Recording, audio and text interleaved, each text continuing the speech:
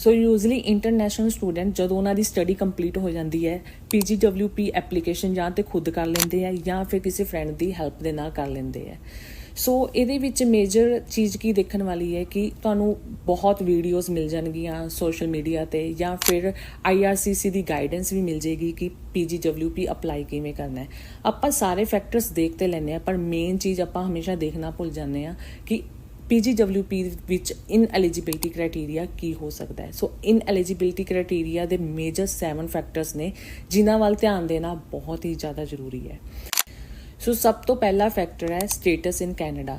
ਸੋ ਜਦੋਂ ਤੁਸੀਂ PGWP ਦੀ application ਕਰ ਰਹੇ ਹੋ ਤਾਂ ਤੁਹਾਡਾ ਸਟੇਟਸ ਜਿਹੜਾ ਕੈਨੇਡਾ ਦੇ ਵਿੱਚ ਹੈ ਉਹ ਵੈਲਿਡ ਹੋਣਾ ਚਾਹੀਦਾ ਹੈ। ਵੈਲਿਡ ਮੀਨਸ ਕਿ ਜ਼ਰੂਰੀ ਨਹੀਂ ਹੈ ਕਿ ਤੁਸੀਂ ਸਟੱਡੀ ਪਰਮਿਟ 'ਤੇ ਹੀ ਹੋਵੋ। ਜੇ ਤੁਹਾਡਾ ਸਟੱਡੀ ਪਰਮਿਟ ਫਿਨਿਸ਼ ਹੋਣ ਵਾਲਾ ਹੈ ਜਾਂ ਡਿਊਰਿੰਗ ਸਟੱਡੀ ਤੁਹਾਡਾ ਸਟੱਡੀ ਪਰਮਿਟ ਫਿਨਿਸ਼ ਹੋ ਗਿਆ ਪਰ ਤੁਹਾਡੇ ਕੋਲ 180 ਡੇਜ਼ ਹਜੇ ਵੀ ਹੈਗੇ ਆ PGWP ਦੀ ਐਪਲੀਕੇਸ਼ਨ ਕਰਨ ਵਾਸਤੇ, ਤਾਂ ਤੁਸੀਂ ਆਪਣਾ ਜਿਹੜਾ ਸਟੇਟਸ ਹੈ ਉਹ ਵਿਜ਼ਟਰ ਰੈਕਡ ਅਪਲਾਈ ਕਰਕੇ ਵੀ ਐਕਸਟੈਂਸ਼ਨ ਪਾ ਸਕਦੇ ਹੋ। ਇਸ 'ਚ ਕੋਈ ਵੀ ਇਵੇਂ ਦੀ ਕੋਈ ਡਰਨ ਵਾਲੀ ਗੱਲ ਨਹੀਂ ਹੈ ਕਿ ਮੇਰੇ ਕੋਲ ਸਟੱਡੀ ਪਰਮਿਟ ਹੀ ਹੋਣਾ ਚਾਹੀਦਾ ਹੈ। ਸੈਕਿੰਡ ਵੇ ਇਹਦੇ 'ਚ ਕੀ ਹੁੰਦਾ ਕਿ ਜਾਂ ਤਾਂ ਤੁਸੀਂ ਕੰਟਰੀ ਆਊਟ ਕਰ ਜਾਓ। ਜਦੋਂ ਤੁਸੀਂ ਕੰਟਰੀ ਆਊਟ ਕਰ ਜਾਂਦੇ ਹੋ ਆਪਣਾ ਸਟੱਡੀ ਪਰਮਿਟ ਐਕਸਪਾਇਰ ਹੋਣ ਤੋਂ ਪਹਿਲਾਂ ਤਾਂ ਵੀ ਤੁਸੀਂ PGWP ਅਪਲਾਈ ਕਰ ਸਕਦੇ ਹੋ। ਸੈਕਿੰਡ ਫੈਕਟਰ ਹੈ part time studies and unnecessary gaps. So ਜੇ ਤੁਸੀਂ ਪਾਰਟ ਟਾਈਮ ਸਟੱਡੀ ਕਰ ਰਹੇ ਹੋ ਆਪਣੀ ਡਿਊਰਿੰਗ ਦਾ ਕੋਰਸ ਕਿਸੇ ਵੀ semester one semester two another semester, ਜੇ ਤੁਹਾਡੇ ਵਿੱਚ ਕੋਈ ਪਾਰਟ ਟਾਈਮ ਸਟੱਡੀ ਹੈ ਤਾਂ ਡੈਫੀਨੇਟਲੀ ਤੁਹਾਡੇ ਐਲੀਜੀਬਿਲਿਟੀ ਕ੍ਰਾਈਟੇਰੀਆ PGWP ਲਈ ਨਹੀਂ ਕਲੀਅਰ ਹੁੰਦਾ। ਸੋ ਜੇ ਤੁਸੀਂ ਪਾਰਟ ਟਾਈਮ ਸਟੱਡੀ ਲੈਣਾ ਵੀ ਚਾਹੁੰਦੇ ਹੋ, ਲੈਟਸ ਸੇ ਤੁਸੀਂ ਕਿਸੇ ਸਬਜੈਕਟ ਦੇ ਵਿੱਚ ਫੇਲ ਹੋ ਗਏ ਹੋ ਤੇ ਤੁਹਾਨੂੰ ਪਾਰਟ ਟਾਈਮ ਸਟੱਡੀ ਲੈਣੀ ਪੈ ਰਹੀ ਹੈ, ਤਾਂ ਉਹਨੂੰ ਇਨ ਬਿਟਵੀਨ ਨਾ ਲਵੋ। ਕਦੀ ਵੀ ਇੱਕ ਸਮੈਸਟਰ ਤੋਂ ਦੂਜੇ ਸਮੈਸਟਰ ਜਾਂਦੇ ਹੋਏ ਵਿੱਚ ਪਾਰਟ ਟਾਈਮ ਸਟੱਡੀ ਨਾ ਕਰੋ। ਉਹਦੇ ਵਿੱਚ ਹਮੇਸ਼ਾ ਰਿਕਮੈਂਡ ਹੈ ਕਿ ਤੁਸੀਂ ਉਹ part time study end of the course ਕਰ ਸਕਦੇ ਹੋ। ਜਦੋਂ ਤੁਹਾਡਾ ਆਲਮੋਸਟ ਸਾਰੇ ਸਮੈਸਟਰ ਫਿਨਿਸ਼ ਹੋ ਚੁੱਕੇ ਹੈ ਤਾਂ ਤੁਸੀਂ ਐਂਡ ਦੇ ਵਿੱਚ ਪਾਰਟ ਟਾਈਮ ਸਟੱਡੀ ਆਪਟ ਕਰ ਸਕਦੇ ਹੋ, ਜਿਹਦੇ ਵਿੱਚ ਤੁਸੀਂ ਇੱਕ ਕੋਰਸ ਜਾਂ 2 ਕੋਰਸ ਜਿਨ੍ਹਾਂ 'ਚ ਵੀ ਤੁਸੀਂ ਫੇਲ ਹੋ ਉਹ ਤੁਸੀਂ ਉਹਦੇ 'ਚ ਕੰਪਲੀਟ ਕਰ ਸਕਦੇ ਹੋ। ਜਾਂ ਫਿਰ ਤੁਸੀਂ ਉਹ ਜਿਹੜੇ ਕੋਰਸ ਜਿਹਦੇ 'ਚ ਤੁਸੀਂ ਫੇਲ ਹੋ ਰਹੇ ਹੋ ਤੁਸੀਂ ਡਿਊਰਿੰਗ ਦਾ ਜਿਵੇਂ ਮੰਨ ਲਓ ਕਿ ਤੁਸੀਂ ਫਸਟ ਸਮੈਸਟਰ ਦੇ ਵਿੱਚ ਫੇਲ ਹੋਏ ਹੋ ਤਾਂ ਤੁਸੀਂ ਸੈਕਿੰਡ ਸਮੈਸਟਰ ਦੇ ਵਿੱਚ ਉਹ ਨਾਲ ਸਬਜੈਕਟ ਆਪਟ ਕਰ ਲਓ ਤਾਂ ਕਿ ਤੁਹਾਨੂੰ ਪਾਰਟ ਟਾਈਮ ਸਟੱਡੀ ਲੈਣੀ ਨਾ ਪਵੇ। ਐਂਡ ਅਨਨੈਸੈਸਰੀ ਗੈਪ ਵੀ ਨਹੀਂ ਹੋਣਾ ਚਾਹੀਦਾ। ਤੁਹਾਨੂੰ ਕਾਲਜ ਦੇ ਵੱਲੋਂ ਡਿਊ ਟੂ ਅਕੈਡਮਿਕ ਰੀਜ਼ਨ ਕੋਈ ਗੈਪ ਮਿਲ ਰਿਹਾ ਹੈ ਜਾਂ ਫਿਰ ਤੁਹਾਡੇ ਮੈਡੀਕਲ ਇਸ਼ੂਜ਼ ਹੋਣ ਕਰਕੇ ਤੁਹਾਨੂੰ ਕੋਈ ਗੈਪ ਮਿਲ ਰਿਹਾ ਹੈ, ਸਮ ਟਾਈਮ ਪ੍ਰੈਗਨੈਂਸੀ ਕਰਕੇ ਤੁਹਾਡਾ ਗੈਪ ਪੈ ਜਾਂਦਾ ਹੈ, ਤਾਂ ਡੈਫੀਨੇਟਲੀ ਤੁਸੀਂ ਉਹਦੇ ਰਿਲੇਟਿਡ ਡਾਕੂਮੈਂਟਸ ਤੁਸੀਂ ਐਡ ਕਰ ਸਕਦੇ ਹੋ ਤੇ PGWP ਦਾ ਜਿਹੜਾ ਕ੍ਰਾਈਟੇਰੀਆ ਉਹ ਤੁਹਾਡਾ ਕਲੀਅਰ ਹੋ ਜਾਏਗਾ, ਉਹ 'ਚ ਰਿਜੈਕਸ਼ਨ ਕਦੇ ਵੀ ਨਹੀਂ ਆਏਗੀ। ਸੋ ਥਰਡ ਮੇਜਰ ਫੈਕਟਰ ਹੈ ਜੇ ਤੁਸੀਂ ਕੋਈ ਵੀ ਕੋਰਸ ਇਵੇਂ ਦਾ ਲੈਂਦੇ ਜੋ ਤੁਹਾਡੀ ਸੈਲਫ ਇੰਪਰੂਵਮੈਂਟ ਵਾਸਤੇ ਹੈ ਜਾਂ ਫਿਰ ਤੁਸੀਂ ਇੰਗਲਿਸ਼ ਲੈਂਗੁਏਜ ਲਰਨ ਕਰ ਰਹੇ ਹੋ ਜਾਂ ਕੋਈ ਹੋਰ ਲੈਂਗੁਏਜ ਲਰਨ ਕਰ ਰਹੇ ਹੋ, ਉਹਦੇ ਵਾਸਤੇ ਜੇ ਤੁਸੀਂ ਕੋਈ ਕੋਰਸ ਆਪਟ ਕੀਤਾ ਹੈ ਤਾਂ ਡੈਫੀਨੇਟਲੀ PGWP ਤੁਹਾਨੂੰ ਨਹੀਂ ਮਿਲੇਗਾ।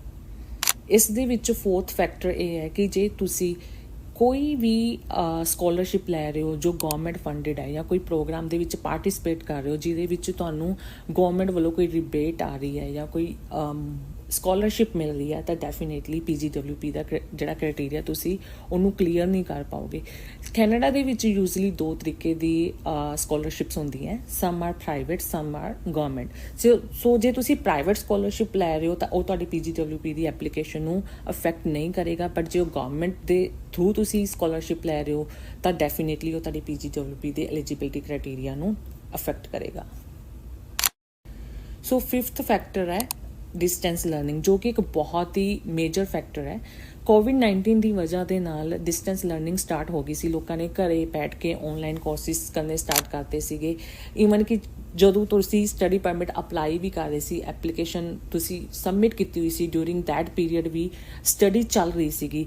ਸੋ COVID-19 ਦਾ ਜਿਹੜਾ ਪੀਰੀਅਡ ਸੀ ਉਹਦੇ ਵਿੱਚ PGWP ਮਿਲ ਰਿਹਾ ਸੀ even with the distance learning. But ਅੱਜ ਦੀ ਡੇਟ ਦੇ ਵਿੱਚ ਜੇ ਤੁਸੀਂ ਡਿਸਟੈਂਸ ਲਰਨਿੰਗ ਕਰ ਰਹੇ ਹੋ ਤਾਂ ਡੈਫੀਨੇਟਲੀ ਤੁਹਾਡਾ PGWP ਦਾ ਐਲੀਜੀਬਿਲਿਟੀ ਕ੍ਰਾਈਟੇਰੀਆ ਕਲੀਅਰ ਨਹੀਂ ਹੋਏਗਾ। ਸਿਕਸਥ ਫੈਕਟਰ ਹੈ ਪ੍ਰਾਈਵੇਟ ਕੈਰੀਅਰ ਕਾਲਜਿਸ। ਸੋ ਮਈ 2024 ਤੋਂ ਬਾਅਦ ਜਿਹੜੇ ਵੀ ਸਟੂਡੈਂਟਸ ਪ੍ਰਾਈਵੇਟ ਕਾਲਜ ਦੇ ਵਿੱਚ ਐਡਮਿਸ਼ਨ ਲੈ ਰਹੇ ਨੇ ਜੋ ਕਿ ਪਬਲਿਕ ਬਿਹਾਫ 'ਤੇ ਓਪਨ ਨੇ ਤਾਂ ਡੈਫੀਨੇਟਲੀ ਉਹਨਾਂ ਦਾ ਐਲੀਜੀਬਿਲਿਟੀ ਕ੍ਰਾਈਟੇਰੀਆ ਨਹੀਂ ਕਲੀਅਰ ਹੋਏਗਾ। ਪਰ ਜਿਨ੍ਹਾਂ ਨੇ ਮਈ ਦੇ ਵਿੱਚ ਆਲਰੇਡੀ ਸਟੱਡੀ ਆਪਟ ਕਰ ਲਈ ਹੋਈ ਹੈ ਉਹਨਾਂ ਦੀ ਸਟੱਡੀ ਚਾਹੇ 1 ਸਾਲ ਬਾਅਦ ਫਿਨਿਸ਼ ਹੋ ਰਹੀ ਹੈ ਚਾਹੇ ਉਹਨਾਂ ਦੀ ਸਟੱਡੀ 2 ਸਾਲ ਬਾਅਦ ਫਿਨਿਸ਼ ਹੋ ਰਹੀ ਹੈ, ਡੈਫੀਨੇਟਲੀ ਉਹਨਾਂ ਨੂੰ PGWP ਇਸ਼ੂ ਹੋਣਗੇ। ਇਹ ਡਿਪੈਂਡ ਕਰਦਾ ਹੈ ਕਿ ਤੁਹਾਡੀ ਸਟਾਰਟ ਡੇਟ ਕੀ ਸੀਗੀ। So seventh factor, last factor but not least factor, second time application of PGWP. So ਕਈ ਵਾਰ ਇਹ ਕੁਐਸਚਨ ਆਉਂਦਾ ਹੈ ਕਿ ਇੱਕ ਵਾਰ ਤੁਸੀਂ ਸਟੱਡੀ ਆਪਟ ਕਰ ਲਈ ਐਂਡ ਤੁਸੀਂ PGWP ਲੈ ਲਿਆ, ਹੁਣ ਉਹ ਐਕਸਪਾਇਰ ਹੋਣ ਵਾਲਾ ਹੈ, ਤਾਂ ਯੂਜ਼ਲੀ ਕੁਐਸਚਨ ਆਉਂਦਾ ਇੰਟਰਨੈਸ਼ਨਲ ਸਟੂਡੈਂਟਸ ਦਾ ਕਿ ਜੇ ਅਸੀਂ ਦੁਬਾਰਾ ਸਟੱਡੀ ਆਪਟ ਕਰ ਲੈਂਦੇ ਹਾਂ ਤਾਂ ਸਾਨੂੰ ਦੁਬਾਰਾ PGWP ਮਿਲੇਗਾ, ਤਾਂ ਡੈਫੀਨੇਟਲੀ ਨੋ, ਦੁਬਾਰਾ PGWP ਨਹੀਂ ਮਿਲੇਗਾ। ਇਹ ਵਨ ਟਾਈਮ ਚਾਂਸ ਹੈ ਇਨ ਕੈਨੇਡਾ। COVID-19 'ਚ ਹੋਇਆ ਸੀਗਾ ਕਿ PGWP ਐਕਸਟੈਂਸ਼ਨਸ ਹੋਈਆਂ ਸੀ, ਉਹ ਪਬਲਿਕ ਪੋਲਿਸੀ ਸੀਗੀਆਂ, ਪਬਲਿਕ ਪੋਲਿਸੀ ਦੇ ਅੰਡਰ ਉਹਨਾਂ ਨੂੰ ਐਕਸਟੈਂਸ਼ਨਸ ਮਿਲੀ ਸੀਗੀ। ਬਟ ਇਹੋ ਜਿਹਾ ਕਦੀ ਵੀ ਨਹੀਂ ਹੋਇਆ ਕਿ ਜੇ ਤੁਸੀਂ ਦੁਬਾਰਾ ਸਟੱਡੀ ਆਪਟ ਕਰ ਰਹੇ ਹੋ, ਚਾਹੇ ਉਹ ਪਬਲਿਕ ਕਾਲਜ 'ਚ ਕਰ ਰਹੇ ਹੋ, ਤੁਹਾਨੂੰ PGWP ਨਹੀਂ ਮਿਲੇਗਾ ਉਸ 'ਚ।